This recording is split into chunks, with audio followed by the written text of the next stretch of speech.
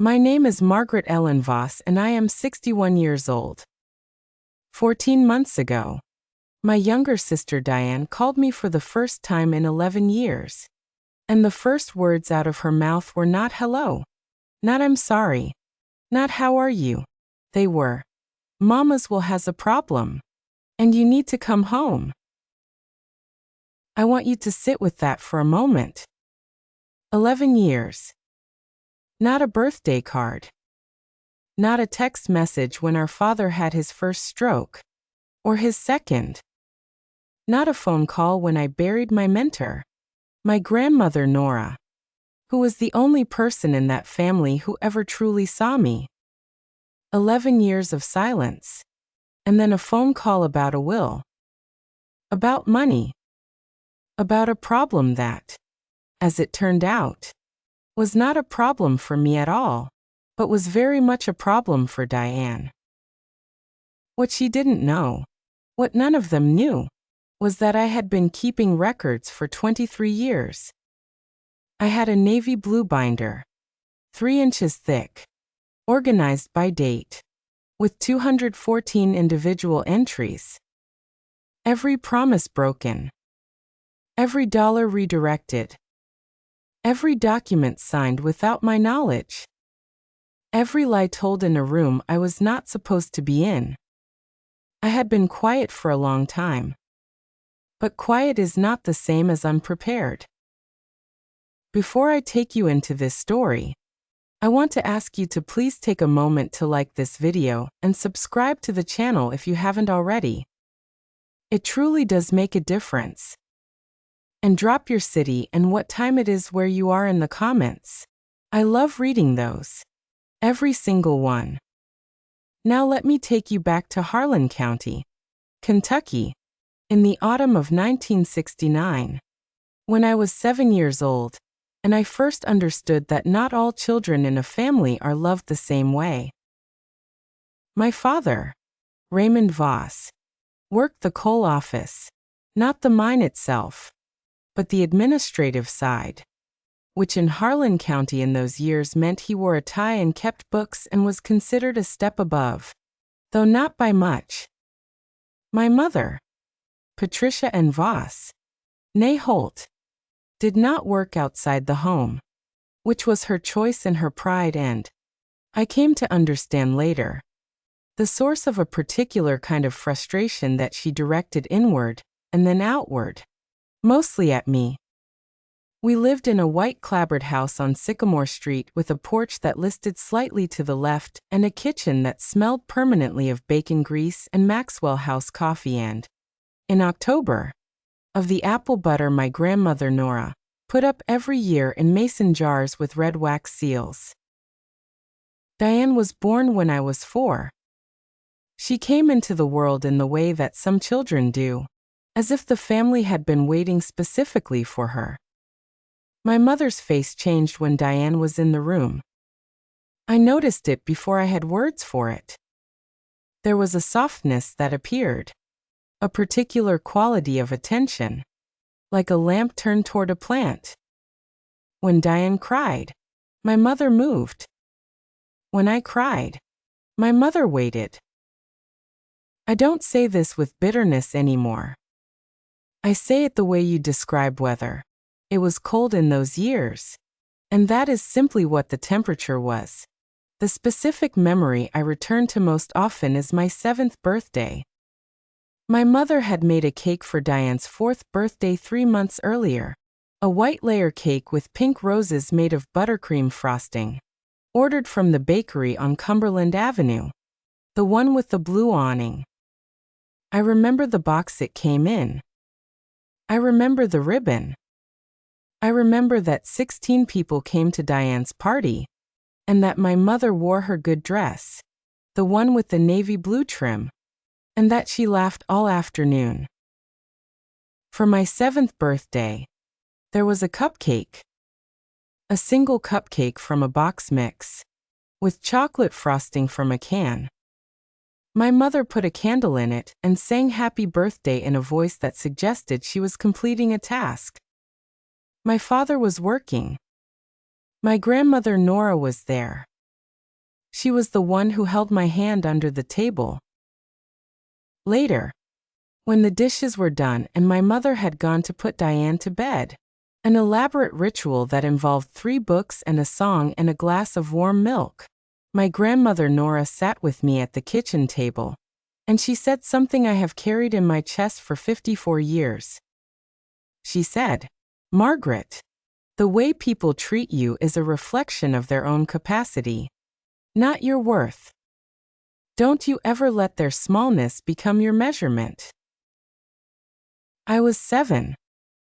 I didn't understand all of it, but I understood enough.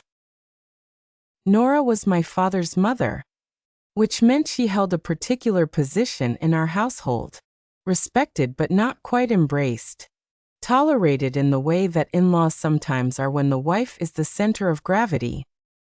She had worked as a bookkeeper for 31 years at a lumber company in Pineville, and she had a mind like a filing cabinet, organized, precise, nothing misfiled. She taught me to balance a ledger when I was 9 years old. She taught me that numbers don't lie, and that people who fear documentation usually have a reason to fear it. She saw what my mother was doing. She never said it directly. She was not a dramatic woman, but she saw it, and she prepared for it in her own quiet way.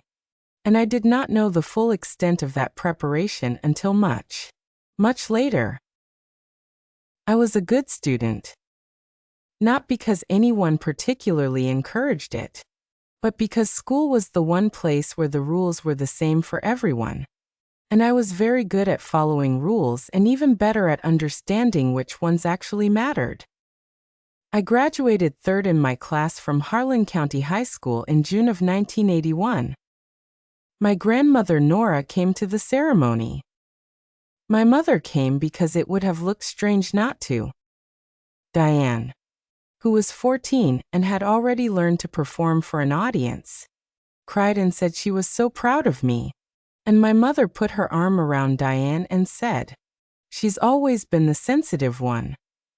I had been accepted to the University of Kentucky's nursing program.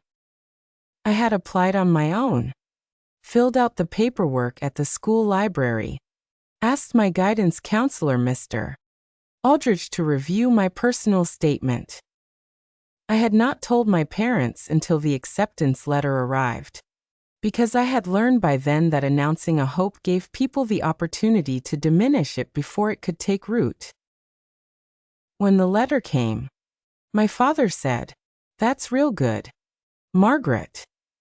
My mother said, "Nursing is practical."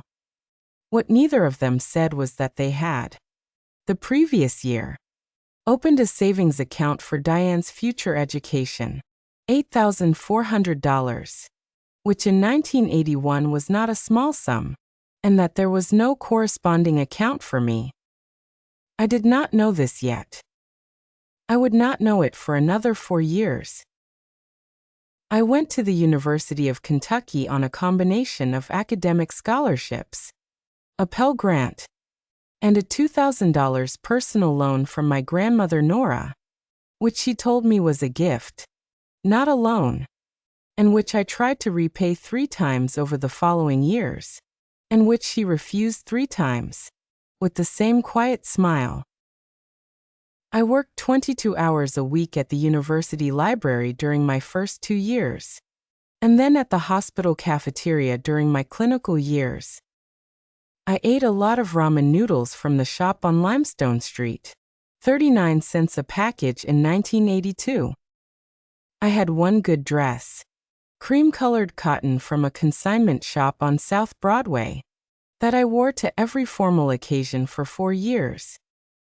I did not go home for Thanksgiving my sophomore year, because the bus ticket was $34 and I needed that $34 for my pharmacology textbook. My mother called once to ask if I was coming home. When I said I couldn't afford the ticket, she said, "Well, Diane will be disappointed." Not, "We'll send you the money." Not, "We'll figure something out." Diane will be disappointed. I graduated in May of 1985 with my RN, a 3.7 GPA, and $4,200 in credit card debt that I paid off over the following 18 months, working double shifts at the University of Kentucky Medical Center. I was 23 years old, and I had done every single bit of it myself. And I was proud of that in a way that had nothing to do with anyone's approval, because I had stopped waiting for approval sometime around my sophomore year. In the summer of 1986, I took a position at Vanderbilt University Medical Center in Nashville, Tennessee. I was 24 years old. I moved into a one-bedroom apartment above a laundromat on 21st Avenue South.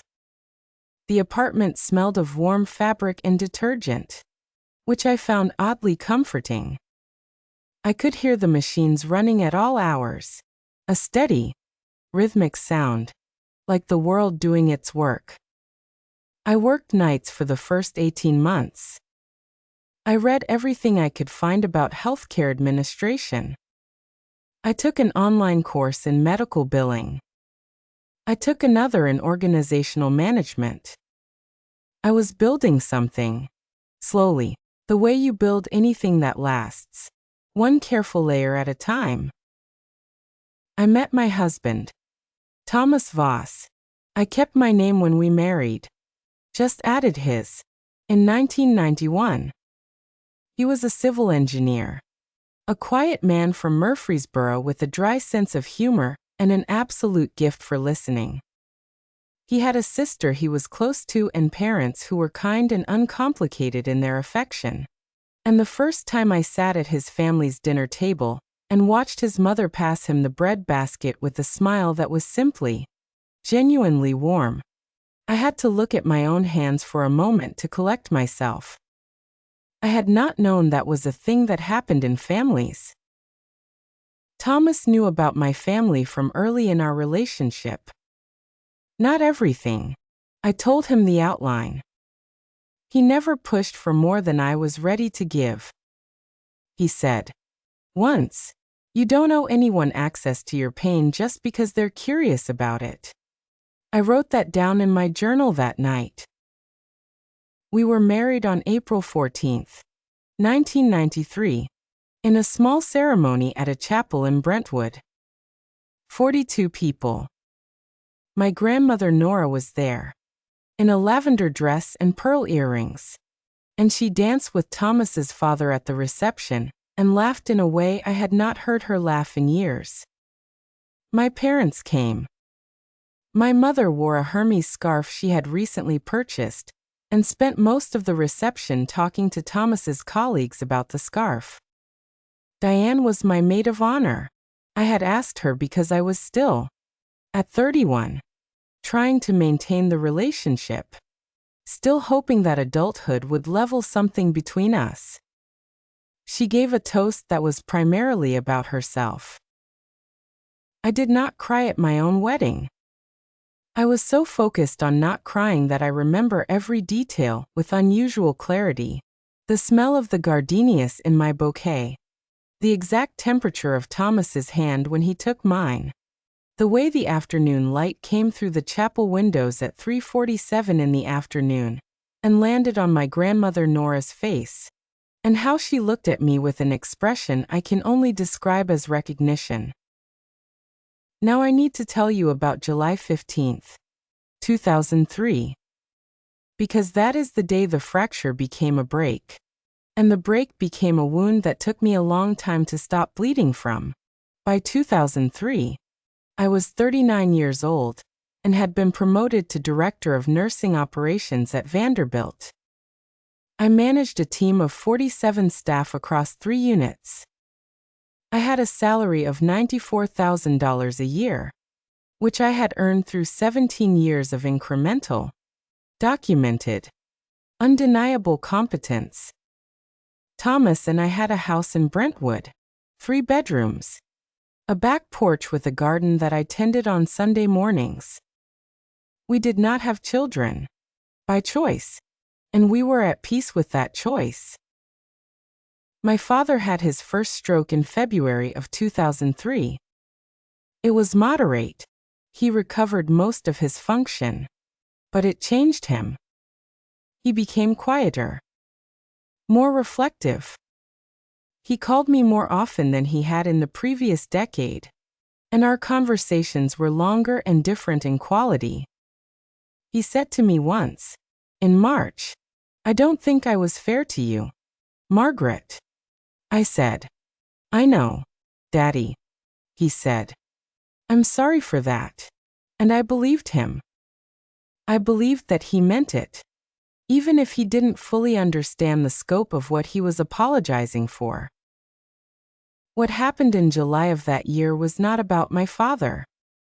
It was about my mother and Diane, and a meeting that took place without me. My grandmother Nora had a piece of property in Pineville, a 4-acre parcel with a small house on it that had belonged to her parents, and before that to their parents.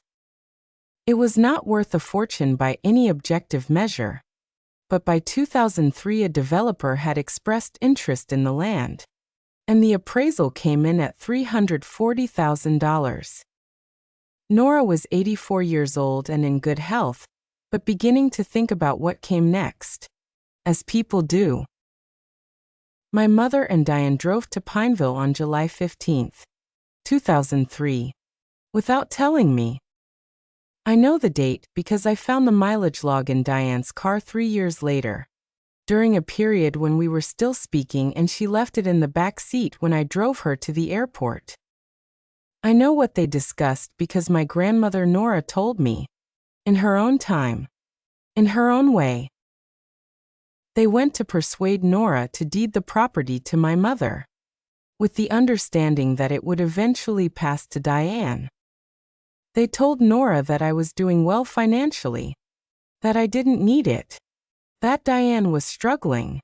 Diane had made some poor decisions in her 20s, had a failed business, had debt. They told Nora that the family needed to take care of its own, and that I had, in their words, made it clear I don't consider myself part of this family anymore. I had not made that clear. I had moved to Nashville. I had built a life. I had not attended every holiday, and I had stopped calling my mother every Sunday when the calls became exercises in comparison and diminishment. But I had not said I was not part of the family. Nora did not sign anything that day. She told me about the visit 6 weeks later, in September, when I drove up to Pineville to see her. We sat on her porch in the early evening, the air still warm, the smell of wood smoke starting to come in from somewhere down the road. She had sweet tea in a mason jar and I had a cup of coffee, and she told me the whole thing, quietly, without drama, the way she told everything. She said, "I want you to know what was said to me, so you understand what you're dealing with." She paused. Then she said, "And I want you to know that I told them no." I didn't cry.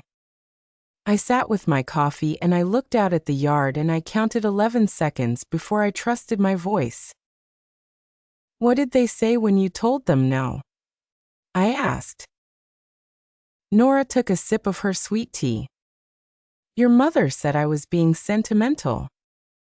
Diane said you'd probably just sell it anyway." She set down her jar. "I told them that what I do with what is mine is my business, and that they should drive home safely." That was Nora. That was exactly Nora. I drove home to Nashville that evening with something settled in my chest. Not anger, exactly, but a clarity, a finality. I had been trying, in various ways, to maintain a connection to my family of origin for my entire adult life. And on the drive home on I-75 South, watching the mountains give way to the rolling Middle Tennessee hills, I understood that I was done trying. Not done loving, necessarily. Love is a complicated thing and doesn't always respond to logic. But done performing. Done showing up for people who discussed my inheritance with my grandmother behind my back and told her I didn't consider myself family. I did not call my mother and confront her. I did not call Diane. I drove home. I made dinner with Thomas. And I got out a navy blue binder that I had purchased at an Office Depot on Charlotte Avenue. And I wrote the date at the top of the first page. And I began to document. I want to pause here for a moment, because I think some of you watching this know exactly what I mean when I say I began to document. You know what it feels like to realize that no one is going to validate your experience except you. That no one is keeping a record on your behalf. That if you don't write it down, the version of events that gets told will be the one that suits the people who wronged you. If you have ever kept a record, a journal, a folder, a box of letters, because you knew someday you might need to show someone the truth, drop the word binder in the comments right now. I want to know how many of us there are. And if you're new here, please subscribe. This channel is built for people who understand that the truth doesn't always announce itself loudly. Sometimes it waits. And while you're there, hit the like button. It helps more people find these stories. Now, back to the story. My grandmother Nora died on March 3, 2006. She was 87 years old. She died in her own house, in her own bed, which was exactly what she had wanted. I was there. I had driven up 2 days before, when her doctor called to tell me she was declining, and I sat with her for those 2 days, reading to her from a collection of Wendell Berry poems she kept on her nightstand, and holding her hand, and telling her things I had been meaning to say for a long time, and was grateful I had not waited any longer to say. My mother and Diane arrived on the morning of March 3rd, approximately 4 hours before Nora passed. They stood in the doorway of the bedroom. Diane cried. My mother looked at the room in a way that I recognized. It was the same look she had given Nora's kitchen on previous visits. An inventory look. A cataloging look. Nora was buried on March 7th. The funeral was small, 11 people. Her church friends. Her neighbor Mrs. Combs, who had brought her groceries for the last 2 years. Thomas. Me. My parents. Diane. The will reading was March 12th. In the office of Nora's attorney, a man named Gerald Watson Pineville, who had known Nora for 30 years, and who had the kind of steady, unhurried manner that I associate with people who have seen a great deal, and are no longer surprised by any of it. The will left the Pineville property, all 4 acres, the house, and all contents, to me. Outright. No conditions. No trust. Just, to my granddaughter Margaret Ellen Voss, because she has always known the value of what endures. My mother's face, in that moment, was a thing I will carry with me for the rest of my life. Not because it gave me satisfaction. I want to be honest about that. It was more complicated than satisfaction, but because it was the face of someone who had been so certain of an outcome that the actual outcome simply did not compute. She looked at Gerald Watson and said, "There must be a mistake." Gerald Watts said, "There is no mistake, Mrs. Voss." Diane looked at me. I looked back at her. I did not say anything. My hands were folded in my lap, and they did not shake. I noticed that. My mother said she was confused in her last years. She didn't know what she was doing. Gerald Watts said, "Mrs. Nora Voss was of entirely sound mind. She updated this will 14 months ago, in the presence of 2 witnesses and a notary. He slid a copy across the table. My mother did not take it. What I did not know until that moment, what Gerald Watts then explained, was that Nora had also established a small trust in 1998, 8 years before she died, and that the trust had been funded with the proceeds of a life insurance policy that had matured. The trust had been accruing for 8 years. Its value, as of the date of her death, was $47,000. The trust was also mine. My mother stood up. She said, "This family has been betrayed." She said it to the room, to Gerald Watts, to the air, as if the room might agree with her. Gerald Watts looked at his papers. Thomas, who was sitting beside me, put his hand on my knee. I covered his hand with mine and I did not move. We drove back to Nashville that evening. I did not speak for the first hour of the drive. Thomas drove and did not ask me to speak. The sun went down somewhere around Corbin, and the sky turned that particular shade of deep orange and purple that you only get in the fall in Kentucky. And I thought about my grandmother Nora at my 7th birthday, holding my hand under the table.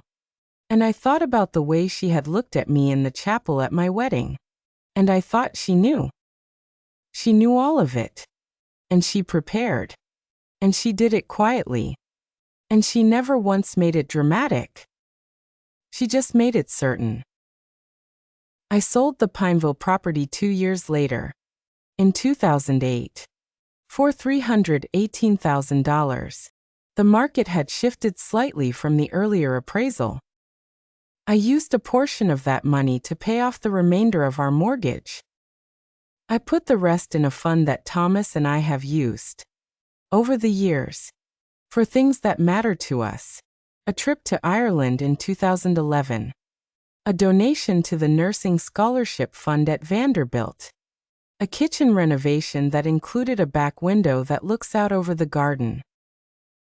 My mother did not speak to me for 4 years after the will reading. Diane called once, in 2007, to tell me that my mother was devastated and that I should do something. I asked Diane what, specifically, she thought I should do. There was a long pause. Diane said, "You could reach out." I said, "Diane, your mother and your grandmother drove to Pineville in 2003 to persuade an 84-year-old woman to sign over her property. I have that in writing, from Nora herself, in a letter she gave to Gerald Watts to give to me after she died." Another pause. Diane said, "That's not how it happened." I said, "I know you believe that." And I ended the call. The letter from Nora was 4 pages, handwritten, on her good stationery, cream-colored, with a small engraved N at the top. Gerald Watts had handed it to me in a sealed envelope with a red wax seal, after everyone else had left his office. It was dated January 15, 2005, 14 months before she died, the same time she had updated her will. In the letter, Nora described the July 2003 visit in precise detail. She described what my mother and Diane had said. She described her response. She described the pattern she had observed over the course of my childhood, specific incidents, specific years, specific words she had overheard. She wrote, "I am not a woman who speaks carelessly, and I do not write carelessly. What I am writing here is the truth as I witnessed it, and I am writing it so that you will have it, and so that you will know that at least one person in your family of origin saw you clearly and loved you without condition." She ended the letter with this: "Family isn't always blood. Family is whoever shows up. You have always shown up, Margaret. For me. For your patience. For the people who needed you.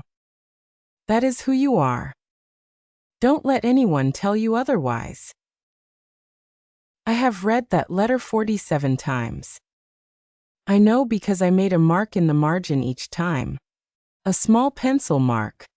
And I counted them last spring. The years between 2008 and 2022 were, for the most part, good years. Thomas and I settled into our life in Brentwood with the ease of people who have chosen each other deliberately and continued to choose each other.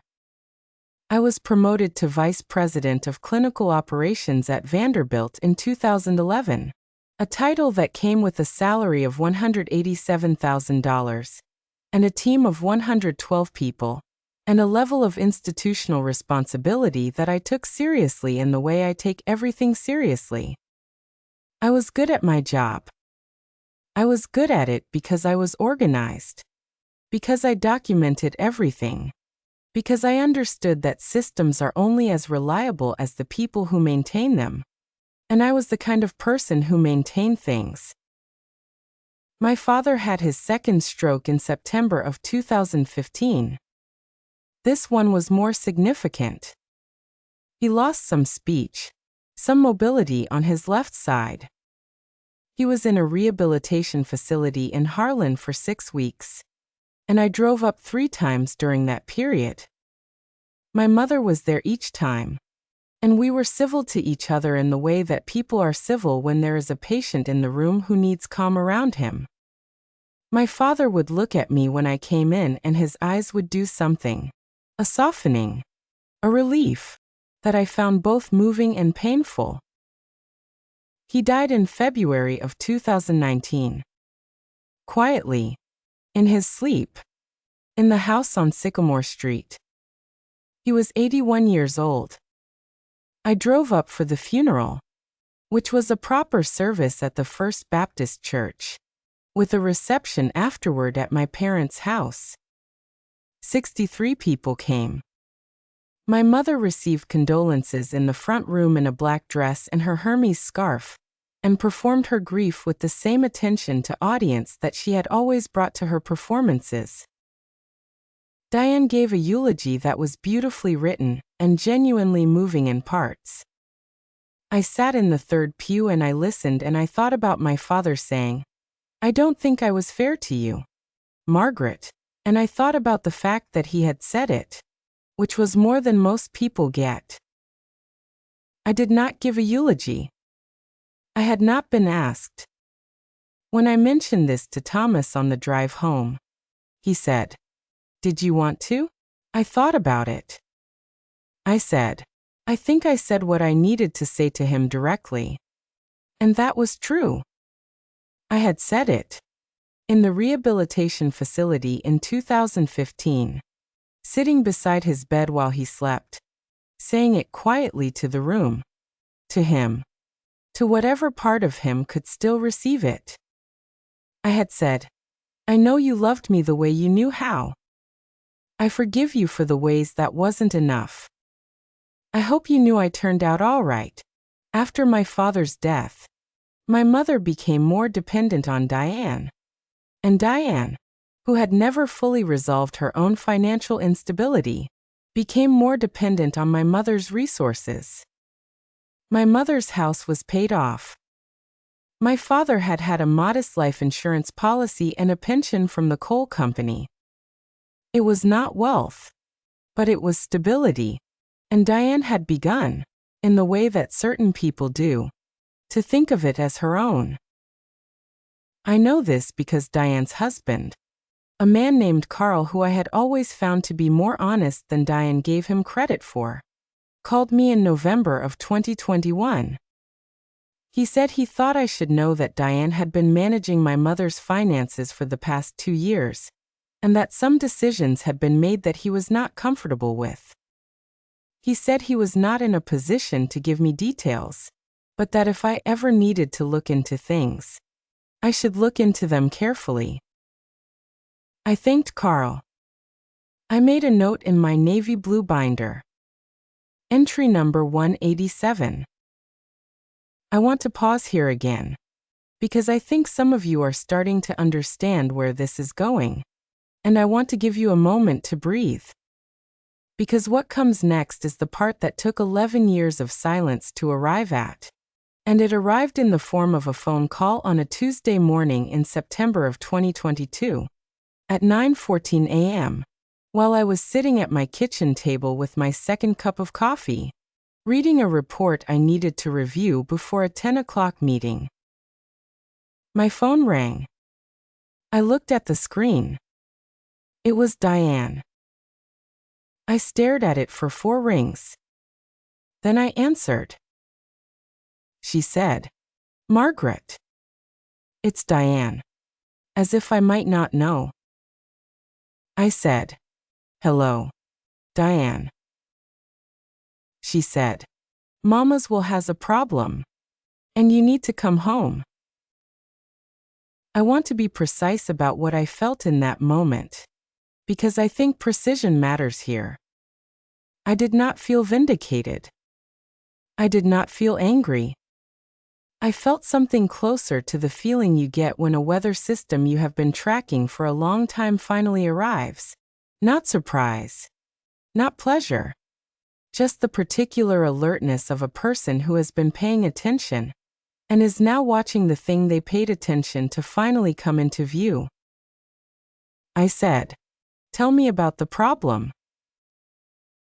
Diane said that my mother had updated her will in 2020, and that the new will left the house on Sycamore Street and all remaining assets, approximately $310,000 in total, to Diane.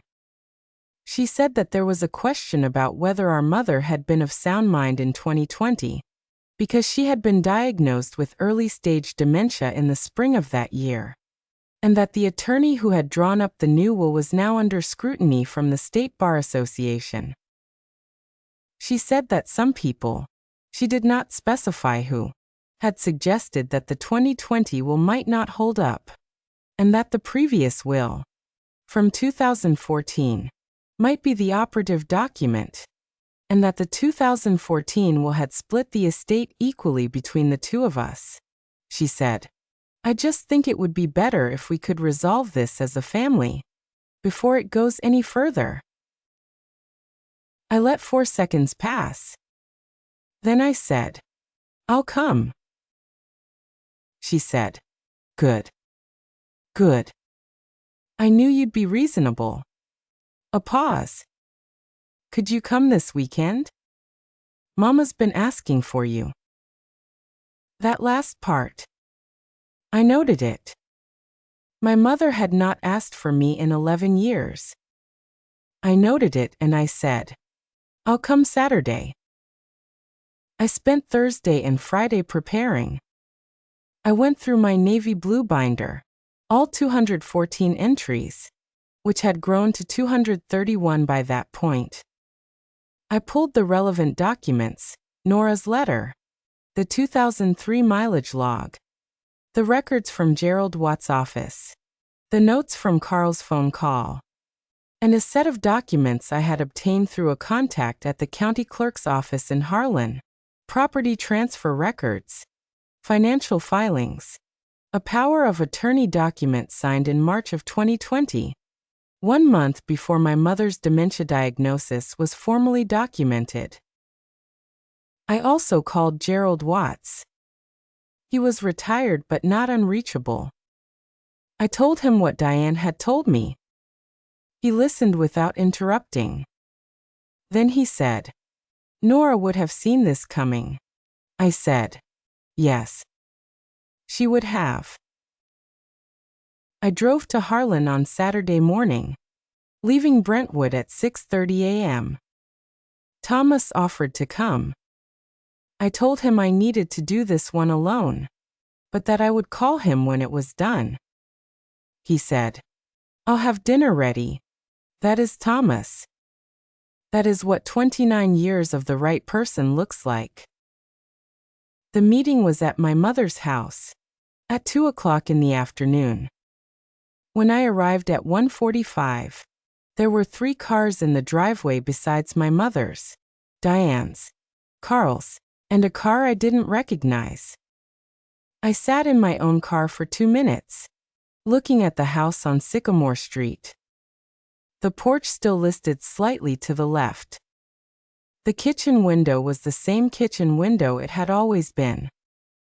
I thought about being 7 years old with a cupcake and a grandmother who held my hand under the table. Then I got out of the car, took my bag, which contained the navy blue binder, and a manila folder with 12 specific documents, and I went inside. The living room had been arranged for the meeting. My mother was in her chair. She was 83 years old and smaller than I remembered.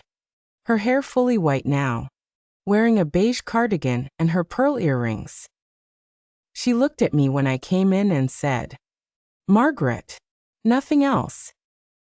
Just my name. Diane was there. And Carl. And a man I was introduced to as Diane's attorney. A man named Philip Garrett who was perhaps 45 years old, and had the manner of someone accustomed to being the most prepared person in the room. He shook my hand and said he hoped we could resolve things amicably. I said, "That's my hope as well." There was also a neighbor present, a woman named Ruth Combs, daughter of the Mrs. Combs who had brought Nora groceries, who was there ostensibly to support my mother, but who I suspected Diane had invited because she thought a neutral witness would make things feel more official and more weighted in Diane's favor. I was glad Ruth was there.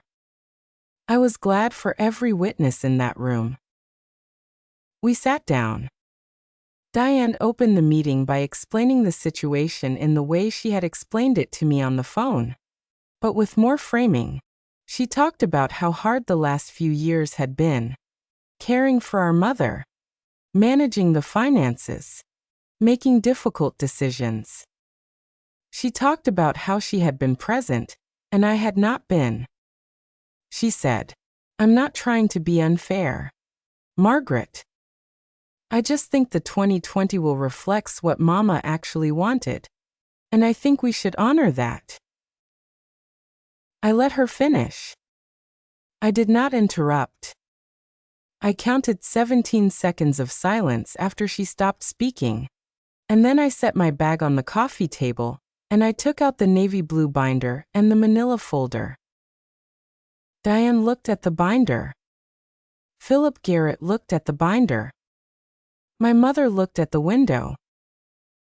I said, "I'd like to go through a few things, if everyone is willing." Diane said, "Margaret, we don't need to make this complicated." I said, "I don't think it's complicated. I think it's documented." I opened the manila folder. The first document was the power of attorney filing from March 2020. I said, "This is the power of attorney that Diane filed on March 12, 2020, designating herself as the sole financial and medical decision-maker for our mother."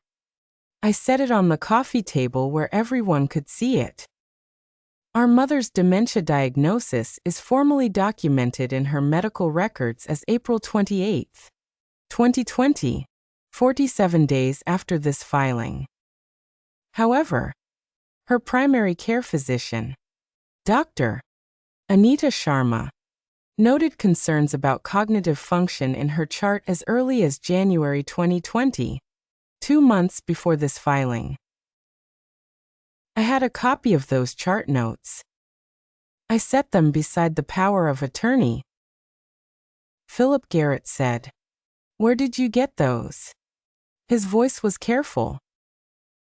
I said, "My mother's physician provided them to me this week. With my mother's written consent." I looked at my mother. "I called you on Wednesday, Mama. You said I could have them." My mother looked at me. Something moved across her face that I could not entirely read. She said, "I remember." Her voice was thin but clear. Diane said. She doesn't always remember things correctly. I said. She has early-stage dementia. Diane. She is not incapacitated. She signed a release on Wednesday. I have the signed release. I set it on the table. I went to the second document. It was the 2020 will, the one Diane wanted honored. I said. The attorney who drew up this will, a man named Stuart Beckett, is currently under review by the Kentucky Bar Association for 3 separate complaints related to elder financial exploitation. 2 of those complaints were filed by families in Harlan County. I have the Bar Association's public filing here.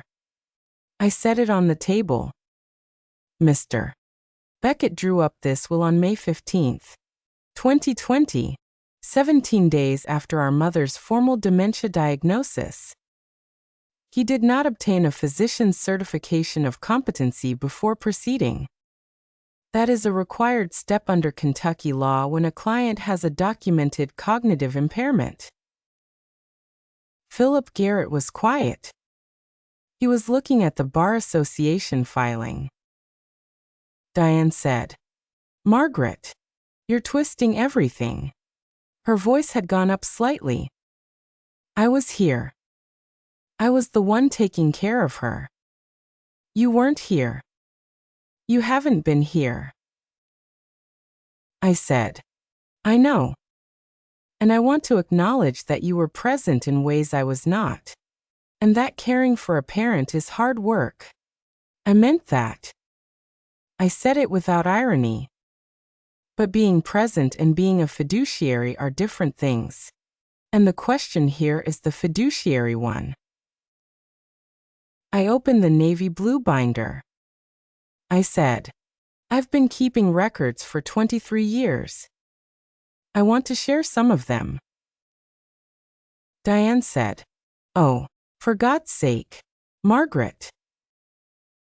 I said, July 15, 2003. I read the entry. The visit to Nora. What was said? I read it in Nora's own words. From her letter, which I had photocopied and included in the binder. I set the photocopy on the table. Diane said, That is not what happened. I said, This is in Nora's handwriting. Witnessed by Gerald Watts and notarized on January 15, 2005. I set the notarized page beside it. Carl, who had not spoken, looked at his hands. I continued. I read 11 more entries. I did not read all 231. I had selected the 12 most relevant. The 12 that documented a pattern of financial maneuvering, of decisions made without my knowledge or consent, of a systematic effort to redirect family resources away from me and toward Diane. I read them in order. I set the corresponding documents on the coffee table as I went. By the time I finished, there were 14 documents on the coffee table, arranged in order, each one dated, each one sourced. My mother had not moved. She was watching me with an expression I had not seen on her face before, or perhaps I had seen it once, in Gerald Watts' office in 2006, and had not had words for it then either. It was something between recognition and regret, and it was old, and it was complicated, and I did not look away from it. Diane said, You've been waiting for this. You've been waiting your whole life to do this to us. I said, I've been waiting to tell the truth. Those are different things. Diane said, We're your family, Margaret. After everything we've been through. After everything Mama did for you. Her voice broke on that last sentence. She raised you. She took care of you. I said, She did. And I am grateful for that. I closed the binder. But gratitude is not the same as silence, and love is not the same as compliance.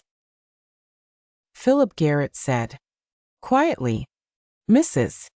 Voss, I think we need to take a step back and assess the situation. He was talking to Diane now, not to me. Diane said, don't you dare take her side. He said, I'm not taking anyone's side.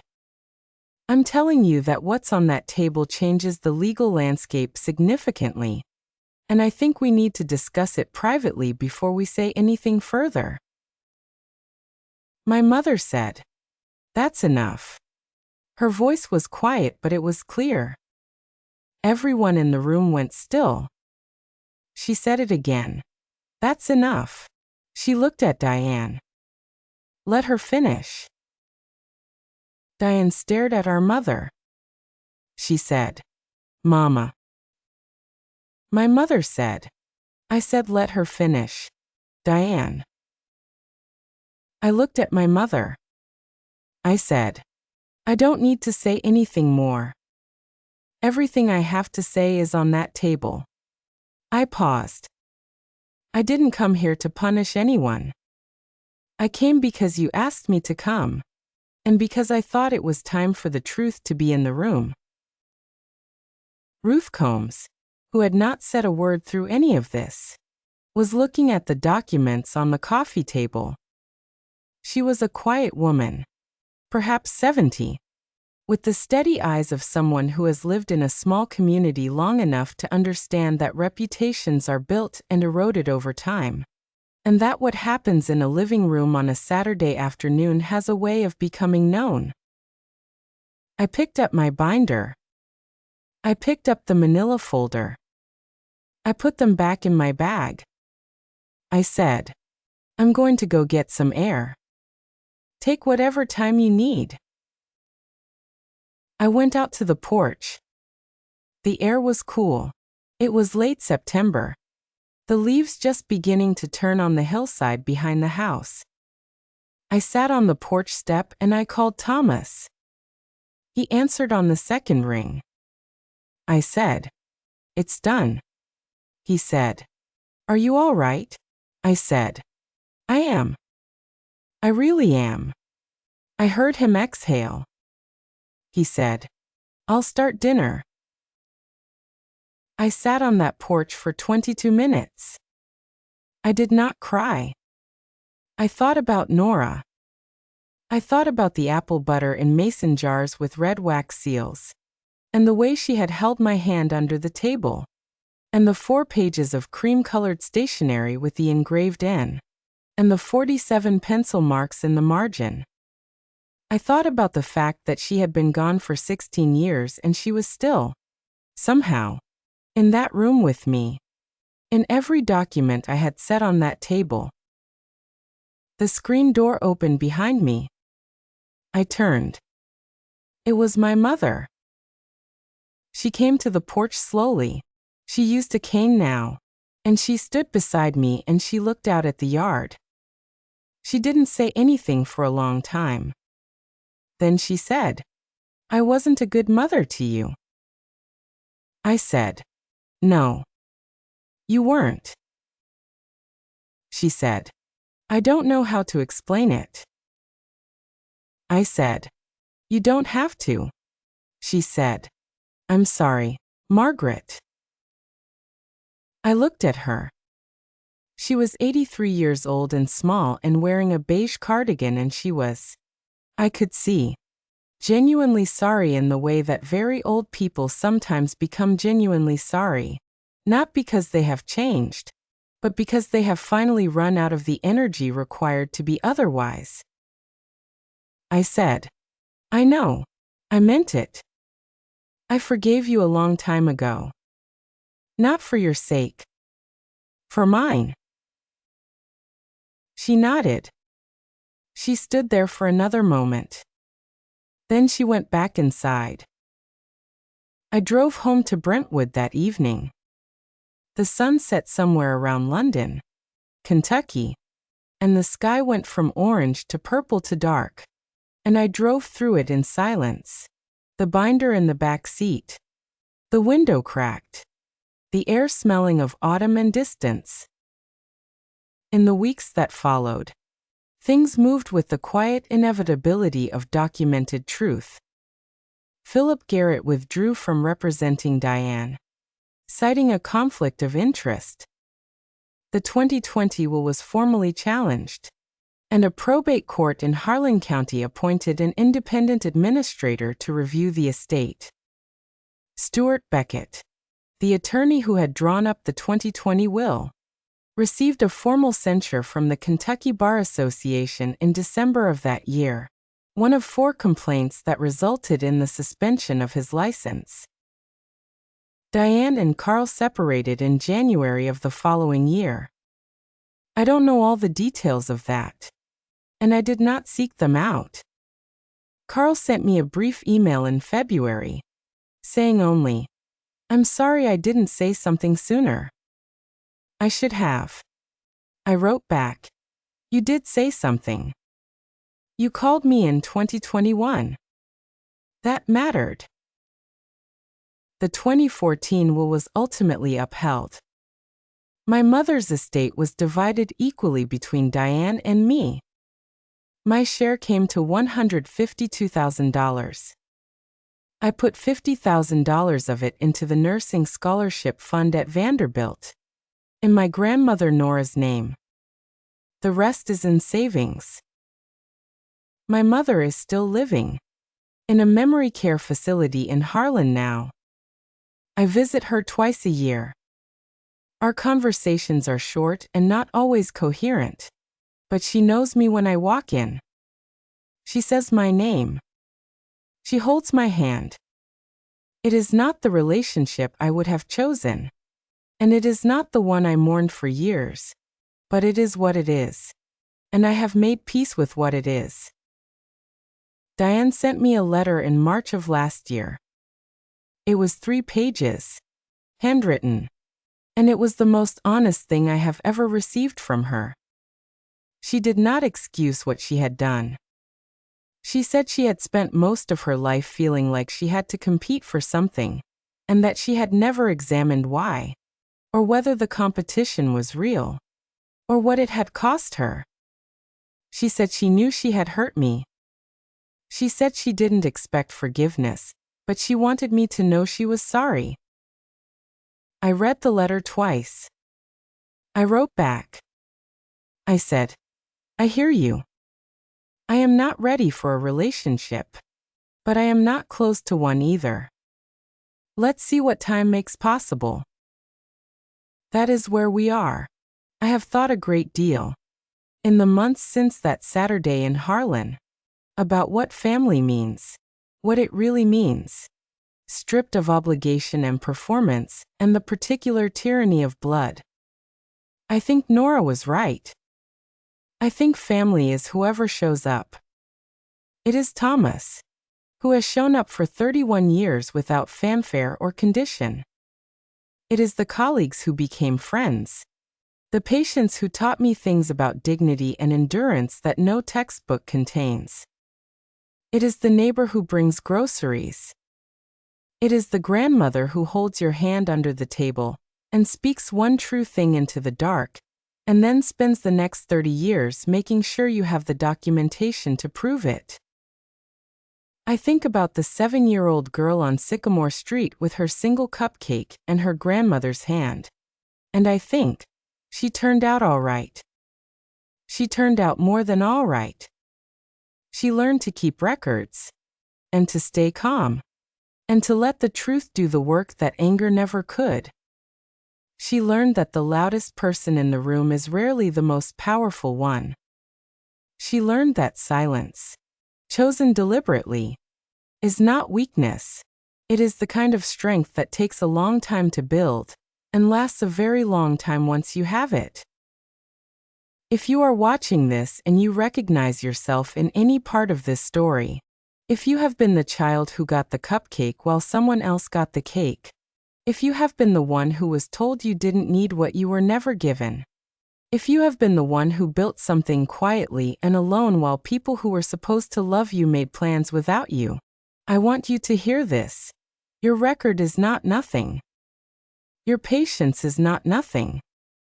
The truth you have been carrying, carefully, in whatever form you carry it, a journal, a folder, a box of letters, a navy blue binder, that truth is real, and it is yours, and it will keep. You do not have to be loud to be right. You do not have to perform your pain to have it acknowledged. You do not have to set yourself on fire to prove you were cold. Just keep the record. Stay calm. And when the time comes, and it does come, let the documents speak. Thank you for sitting with me through this story. It means more than I can say to know that you are out there, listening. Drop a comment and tell me what part of this stayed with you. Share this with someone who needs to hear it. Hit subscribe, and I'll see you in the next one.